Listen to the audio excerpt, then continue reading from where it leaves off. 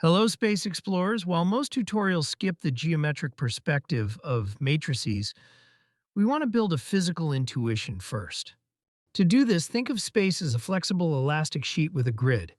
If we want to warp it, we can stretch this sheet using two handles. But pause for a second. If scaling is simple, then transforming space must require something deeper. Let's see. So before we stretch anything, we first map our coordinate grid lines. Remember, our elastic sheet is special because it keeps all lines parallel. Now, let's watch what happens when we stretch the handles to warp space. By doing this, we can see how our coordinate anchors guide us. Let's examine our physical elastic sheet analogy. To control this sheet, we use two handles, one horizontal and one vertical. Specifically, these handles represent our basic coordinate directions. Now, here's where it gets interesting, because this sheet doesn't just stretch randomly, it keeps all grid lines parallel. Because of this, every grid square stays parallel throughout the movement. Remember, the center origin point never moves during this process. So, stretching the handles warps the entire grid uniformly. Next, we can name these handles mathematically to see how they work. Let's define our starting anchors in 2D space. When we look at our elastic sheet, these handles are represented by unit vectors. For instance, the horizontal handle is what we call I hat, pointing directly east. But quick gut check, would you have guessed that just two tiny arrows control the entire infinite plane? To see how, let's look at the other handle. The vertical handle is J hat, pointing north. Remember, both starting vectors have a length of exactly 1. Because they anchor our grid, these two unit vectors form our standard basis. Next, we will build other vectors from them.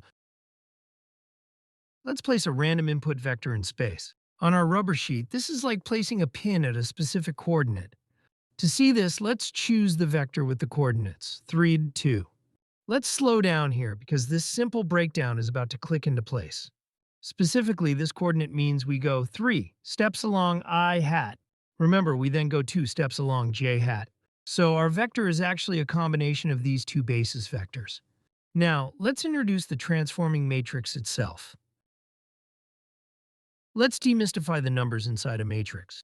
To do this, think of the matrix as a destination map. For example, let's look at a matrix where the first column is 2, 1 and the second column is 0, 3. Specifically, that first column tells us where I hat lands. This is the part that changes how you think about matrices.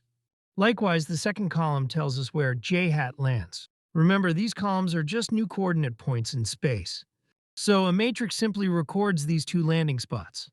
Next, we will calculate where our input vector lands using these exact coordinates. Let's compute the transformation algebraically. Since our input vector scaled our original handles by 3 and 2, it must scale the new landed handles by those same amounts. You would expect a complex formula, but matrix multiplication does something much more elegant. To calculate this, we multiply 3 times the first landed column, 2, 1. Remember, we then add 2 times the second column, 0, 3. Because of this, we get a final vector at 6, 9. But what happens if our matrix columns land on the exact same line? Drop your guess in the comments. Curious what you would say. Let's watch the basis vectors physically move. To do this, we pull our elastic handles to their new destinations. On our graph, I he hat slides smoothly to 2, 1. Here's the turn. These basis vectors aren't just moving randomly, and it changes what comes next. Simultaneously, J hat slides to 0, 3. Remember, the grid lines must stretch along with them. Because they define the scale, these two landing spots define our new coordinate space. Next, let's see how the rest of space morphs. Let's observe the full grid transformation. As the handles move, the entire rubber sheet warp. Specifically, every single grid line is dragged along. But pause for a second. If the grid lines must remain parallel, then the entire space is locked to our basis vectors. Here's why. Because the transformation is linear, grid lines stay parallel and evenly spaced. Remember, the origin point remains completely fixed throughout, so the entire space morphs into a beautifully skewed grid. Next, we trace our specific input vector's journey across this new landscape. Let's track our input vector, 3, 2. On our sheet, the pin rides the rubber as it stretches. To start, the vector begins at its original grid intersection. But there is a twist most people miss about tracking vectors. They never actually leave their grid coordinates. As the grid morphs, the vector moves with it. Remember, it remains exactly 3 units along our first handle and 2 units along the second. So it lands precisely at our column linear combination of 6, 9. Next, we will synchronize the algebraic and visual views to see the full magic. Let's bring both views together. To do this, we synchronize the algebra and sheet morphing. On the left, we see the equation. But here's the part most explanations skip. The algebraic sum and the grid morph are the exact same mathematical truth. By combining the basis vector landing spots with the input scaling, we unlock the secret of matrix multiplication. Remember, our elastic sheet is the visual representation of this math. So the math and geometry are perfectly unified. Finally, let's look at the big picture.